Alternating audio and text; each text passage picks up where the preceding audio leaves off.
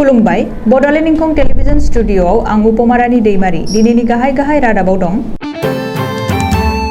बिश्वनाथनि सेलाइमारियाव बिजयनन्द दैमारिनि साहा बिफांखौ सिनाय मोनै दुथां सुबुङा मोनायाव दानफाय खोमादों। चिरां जिल्लायाव दैबानाजों खहा जानाय ओनसोलाव गार्जेन मन्थ्रि उरखावगोरा ब्रह्मआ नायदिंहैदों। दै फुंखा बिबानाव मावफारियाफोरनि गोहैलो आखु सा 24 मावख'आव फैयाखै आरो सा 14आ सानसेनि बेथन दानजादों। गुवाहाटीआव गलगाप्पा फानग्रा सासे सुबुङा गाज्रि गलगाप्पा जाहोनायनि दायाव पुलिसजों खाजादों। आफगानिस्ताननि बारग' हादोरगिरि आफराज गानिया UAEआव आश्रय लानानै दं होननानै फेसबुकनि जोहै गावनो मिथिहोदों। दिमा हासावनि उमरांसु हाजोआव क्रिकेट फोथार बानायनायनि लाहार फाहार। DID सिजन 5 आव देरहासार जानो हानाय प्रनिता सरगयारिनि बिमाया गावखौ फोथैनानै लाबाय। बाक्सायाव मानै मैदेरखौ कारेन्ट सर्ट खालामनानै जिउ फोजोबदों रसेन देउरिया। कलकातायाव खुंजानो गोनां हारिमायारि फुटबल मेचआव नेपालनि हेंथायै गेलेगोन भारतारि फुटबल हानजा। दिनैनि आबुं रादाबखौ फरायदों जों प्रणय दैमारि आरो उपमारानि दैमारिया।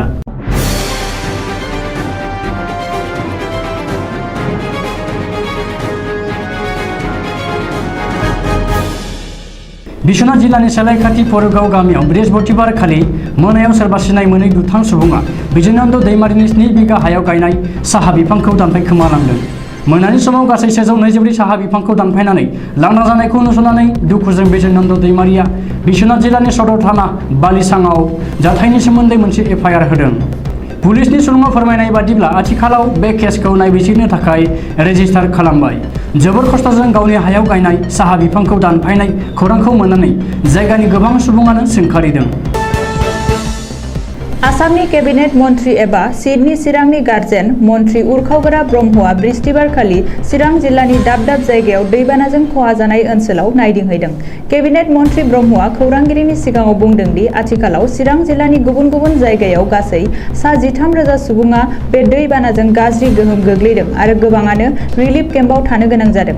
ओजोंहाय माथावरि बायफ्लंनाय आरो हा खुरखानायनि जाहोनाव गोबाङानो न'-बां गोमा जानांबाय। शुक्रबारखालि आसाम केबिनेटनि जथुम दं। बेखायनो आथिखालाव चिरां जिल्लायाव दैबानाजों खहा जानाय ओनसोलाव नायदिंग्रोनानै गासैबो जेंनाखौ गाव केबिनेट जथुमाव रायखांगोन आरो नांगौबादि राहा लाहोगोन। बे खाबुआवनो काजलगावआव खौरांगिरिनि सोंनायाव मन्थ्रि ब्रह्मआ बेखौबो बुंदों दि आथिखालाव BJP आरो BPFनि गेजेराव मा सावरायलायदों बेनि सोमोन्दै गाव जेबो मिथिया। नाथाय बे बाथ्राया रोखा दि मित्रजोट दोलोआव BTRनि मोननै एसेम्बलि समस्ति लांदां जानाय फारियै तामुलपुर आरो गसाइगावआव UPPL दोलोनो हगारखाबाय। बेखायनो फैगौ समाव UPPL दोलोनिफ्रायनो बिजाथि फसंनाय जागोन। आसामनि खौरां बिजोङाव सानफ्रोमबो रायखांजाबाय थानाय केबिनेट मन्थ्रि पीयूष हाजरिकानि दै फुंखा बिफानाव मावफारियाफोरनि गोहैलो आखुआ बृहस्पतिबार खालि सोराङाव फैदों।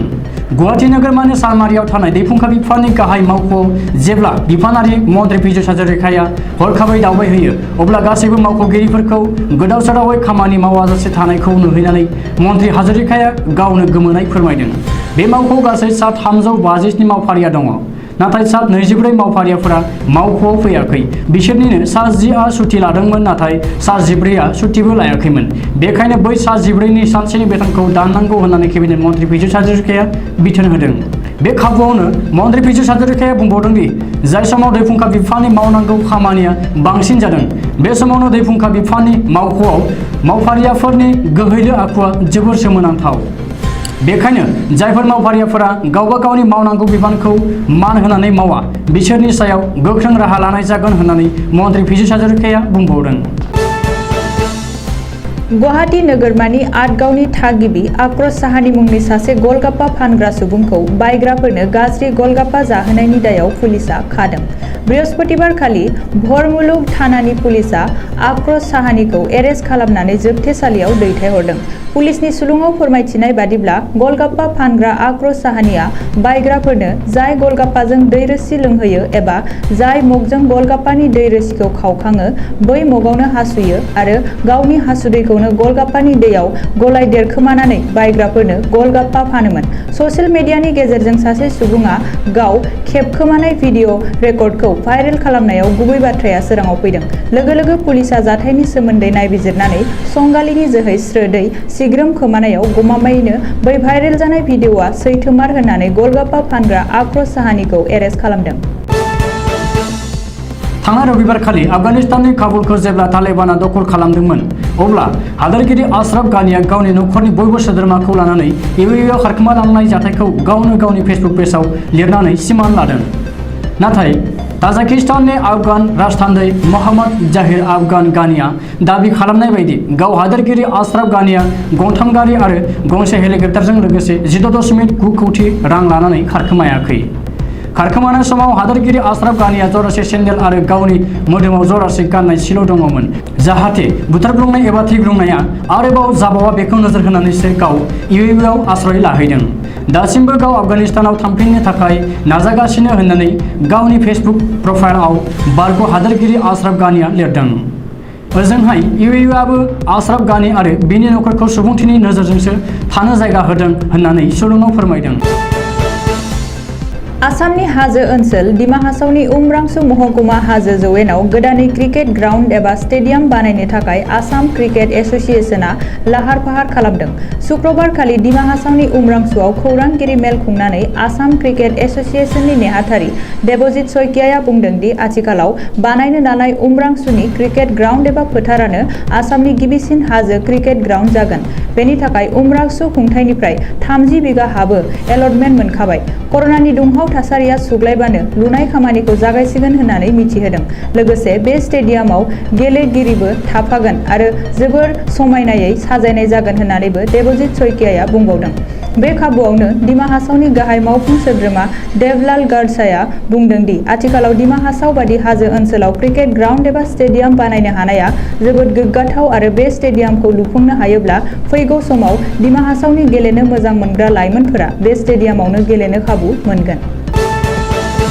DIT सिजन 5आव देरहासार जानो हानाय प्रनिता सर्गियारिनि बिमाया गावखौ फोथायनानै लाबाय। DIT सिजन 5आव देरहासार जानो हानाय प्रनिता सर्गियारिनि बिमाया गावखौ फोथायनानै लाबाय होननानै खौरां मोननाय जादों। मैया 19 आगस्तखालि प्रनिता सर्गियारिनि अनसुलि बिमा मनिका सर्गियारिया दिल्लीनि गावसोर थाग्रा खथायाव हारसिङै फासि नांनानै रुंसारि जाबाय होननानै खौरां मोननाय जादों। मैया 19 आगस्तखालि प्रनिता सर्गियारिनि अनसुलि बिमा मनिका सर्गियारिया दिल्लीनि गावसोर थाग्रा खथायाव हारसिङै फासि नांनानै रुंसारि जाबाय होननानै खौरां मोननाय जादों। मख'जाथावदि बिथांनि थैनायनि गुबै गुमुरखौ दासिमबो रोखायै मिथिनो मोननाय जायाखै।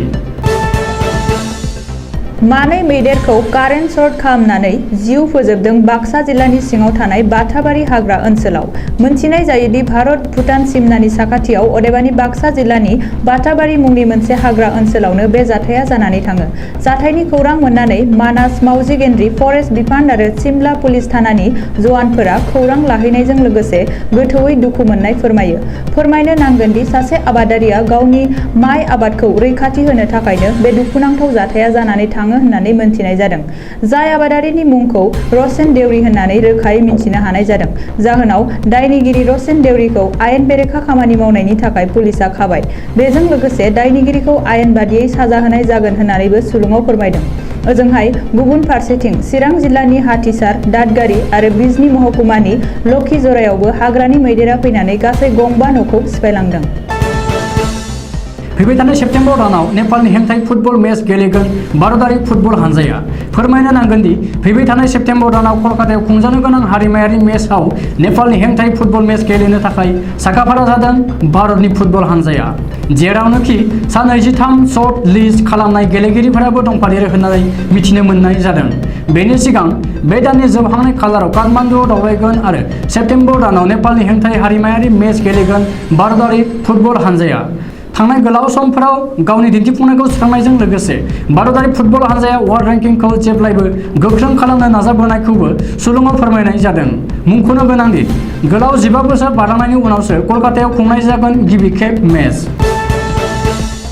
दानिया बोथोरनि खौरां गाबोन सुनिबार खालिनि बड'लेण्डनि बोथोर। भारतनि बोथोर बिगियानख'नि सुलुं बादियै गाबोन सनिबार 21 आगस्ट खालि बड'लेण्ड हालामनि अख्राङाव दोमैलुनायजों लोगोसे अखा हानाय आरो सान्दुंबो दुंनो हागौ। बड'लेण्डनि आवथायाव थानाय मोनब्रै जिल्लानि बोथोरनि गाबोननि सुलुंफोरा जाबाय फारियै क'क्राझार जिल्ला गाबोन क'क्राझार जिल्लायाव बोथोरा 31 डिग्री सेल्सियास जागोन। चिरां जिल्ला गाबोन चिरां जिल्लायाव बोथोरा 31 डिग्री सेल्सियास जागोन। बाक्सा जिल्ला गाबोन बाक्सा जिल्लायाव बोथोरा 32 डिग्री सेल्सियास जागोन। उदालगुरि जिल्ला गाबोन उदालगुरि जिल्लायाव बोथोरा 31 डिग्री सेल्सियास जागोन। दिनैनि रादाबा एसेनोसै, गोजोन्थों।